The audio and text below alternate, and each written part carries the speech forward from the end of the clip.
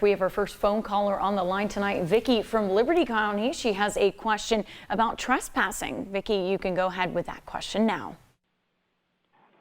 Okay, I was given a verbal warning. I had been living there.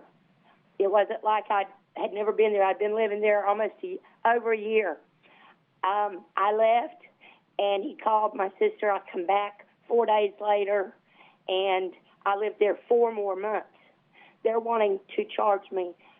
They're wanting me to take a plea on trespassing. How could I trespass when I lived there? Well, Vicki, I mean, with the limited facts we have here, what you've described to us, you know, there's 2 different types of trespassing. There's criminal trespass and civil trespass. It sounds like potentially you are being charged with criminal trespass, which typically requires a warning, which it sounds like you received, and then a subsequent violation of that trespass thereafter. So it's going to boil down to whether or not you had a legal right to be on that particular property. And you need to obviously seek out criminal counsel. If you cannot afford one and you can qualify, you can have a public defender represent you in that particular situation. But I would highly, highly recommend that you reach out to someone and have someone assist you with that, because it's going to boil down to trespass is a situation where you do not have a legal right to be on the particular property.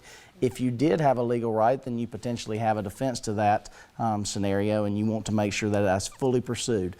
So if you do qualify for a public defender, you can pursue that route. If not, I would strongly encourage you to seek criminal counsel to make sure that your rights are protected, because you do not want to have this charge continue on and to have it something that you have to deal with in the future.